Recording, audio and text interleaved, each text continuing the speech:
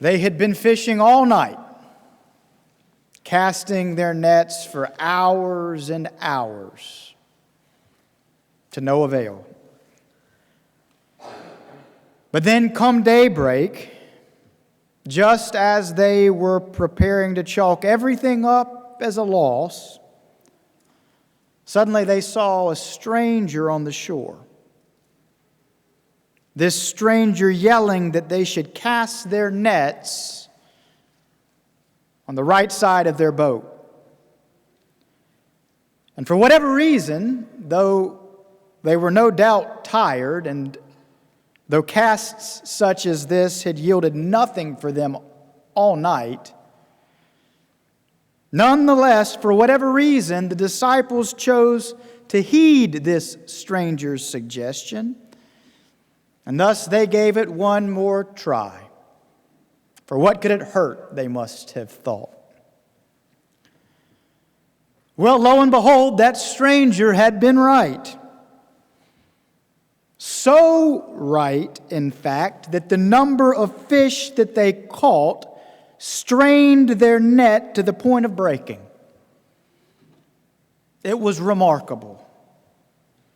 And seeing just how remarkable, the disciple John immediately exclaimed to Peter, speaking of the stranger on the shore, "It is the Lord." "It is the Lord," he said. We talked last week about John's immediate recognition of the risen Jesus in this moment. We talked about how John, unlike certain other disciples in various gospel accounts of the risen Jesus, of how John, in this moment, immediately recognized who Jesus was. You'll recall we talked about that last week.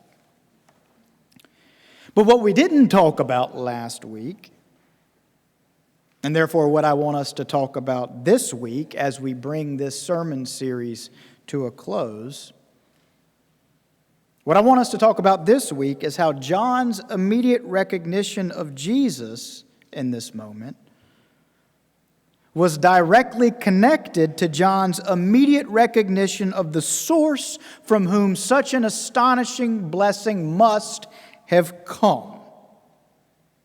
Do you follow that? The connection.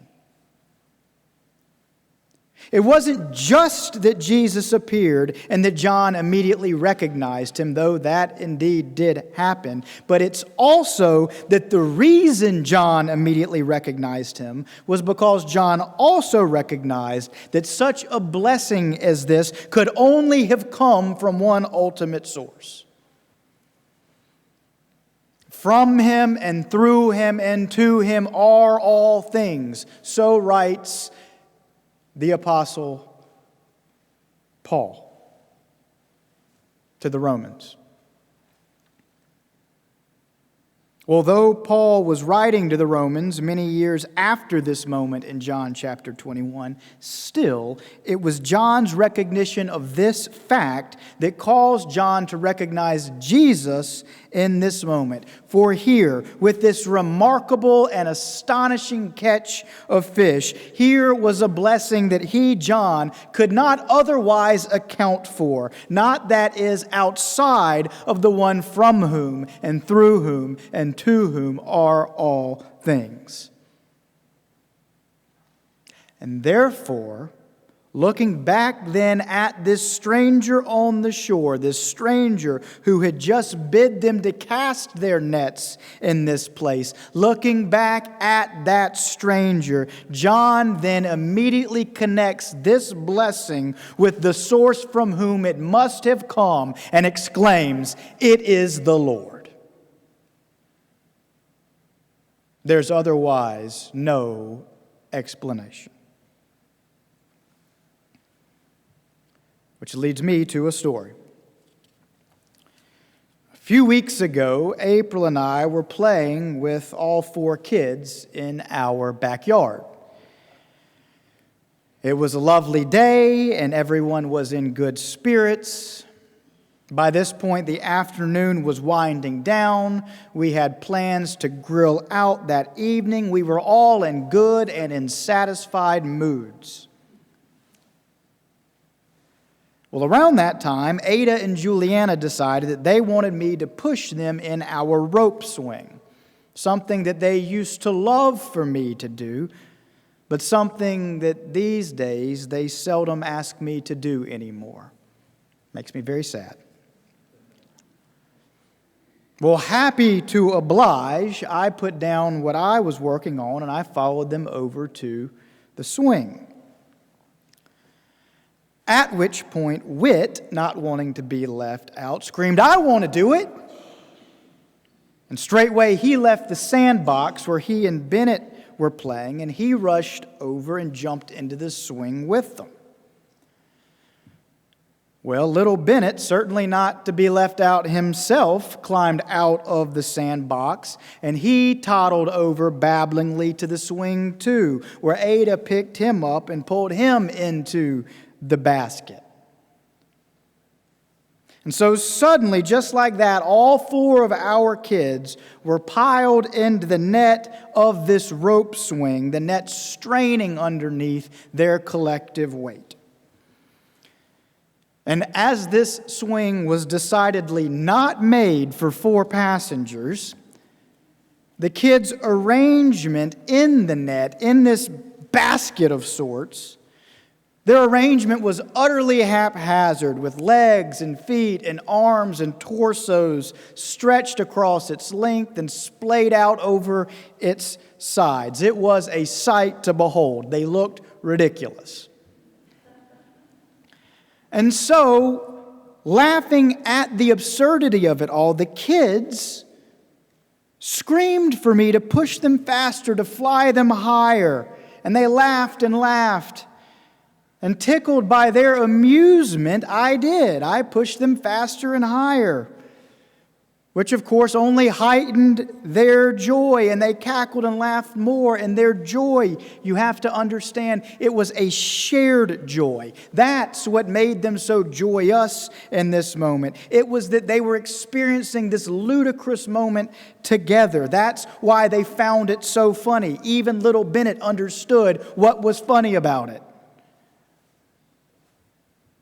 Well, laughing myself, for how could I not be laughing at this point, I then noted a breeze that had begun to pick up, rustling the leaves of the tree in which these kids were laughing. Those leaves, those branches, serving as a frame suddenly of this picture that I was looking at. And then, and to the point of this story, as I took this all in, it just all suddenly felt so full.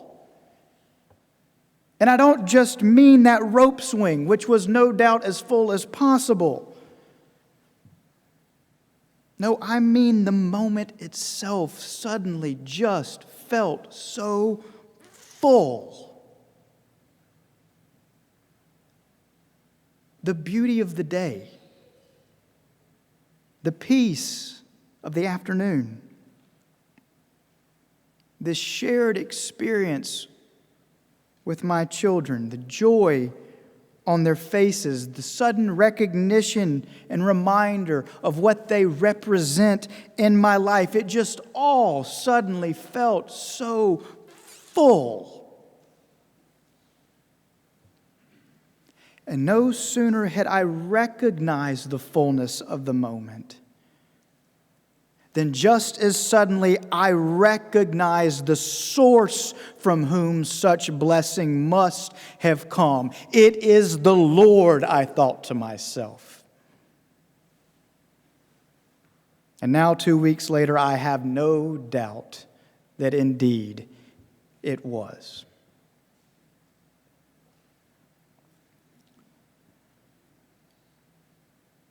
Here's the thing, dear family. There are times as people of faith when we immediately recognize a blessing for what it is. Times when something so unexpected comes upon us. Times when we experience a moment of grace so lavish and so astonishing that we have no other response than to exclaim, "It is the Lord."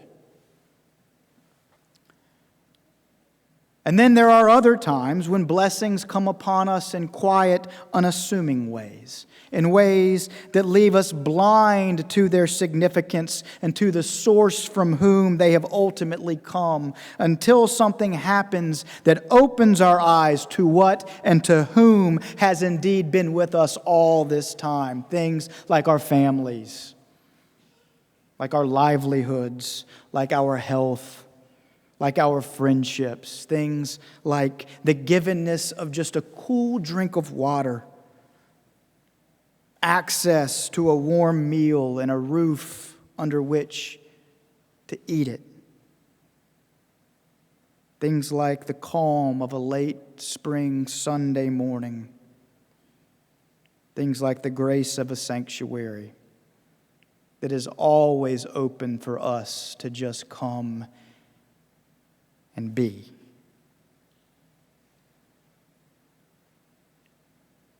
Yes, there are times when something like a preponderance of fish, when most we need it and when least we expect it, suddenly overwhelms us, and when we in wide-eyed wonder recognize immediately it is the Lord.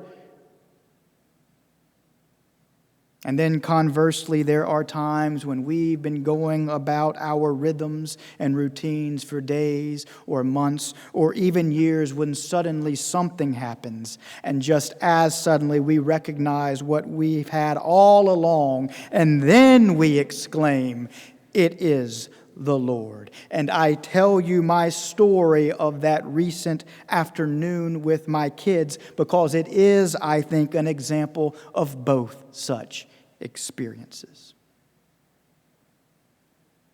By which I mean it was a moment of such overflowing joy that it was nearly impossible not to recognize the source of such a blessing.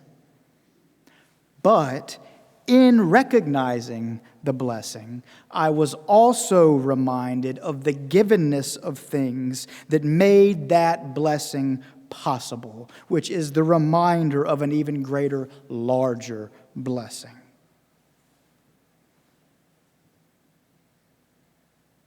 Yes, sometimes we see it immediately, and sometimes we don't see it until later. But always when we do see it, what we do see then is the same.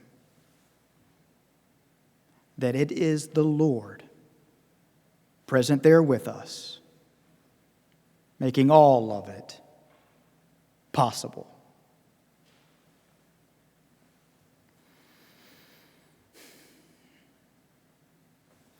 If then, that is the concept around which we have been thinking in this sermon series about the implications of the resurrection. If Jesus was resurrected from the dead, then, well, let me close this sermon and with it this sermon series by simply saying this. If Jesus was resurrected from the dead, then he really is the human embodiment of the one from whom and through whom and to whom are all things. Which is to say, if Jesus was resurrected from the dead, then the source of our blessings and the identity of the one from whom they come need no longer and evermore need be faceless and abstract in our imaginations. For if Jesus was resurrected from the dead, which I believe with every ounce of my being that he was, then it is this same Jesus from whom such blessings as these always come. And like John, perhaps we recognize a blessing for what it is immediately and thereby connect its origin to the risen Jesus. Or like Peter in this passage, perhaps we need a moment and need the aid of another to see what is there before us and from whose hand it comes. Or like me in the story that I just told you, perhaps both things are true at the same time. But regardless, however, or whenever, or in what manner it happens, the point of this sermon is simply to say that when it does happen, what dawns on us is that it is indeed the Lord present here with us who has made it all possible.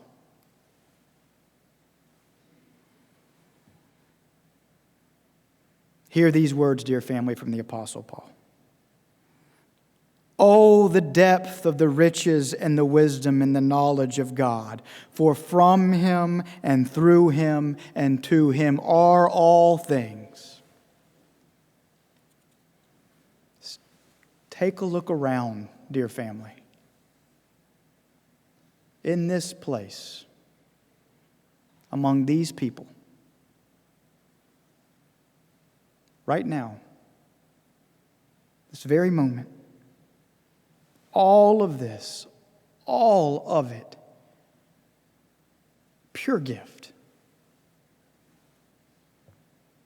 And if Jesus was resurrected from the dead, then all of it derives from the loving hand of this self-same source. Yes, indeed. Take a look around, dear family. It is the Lord. Amen. And I will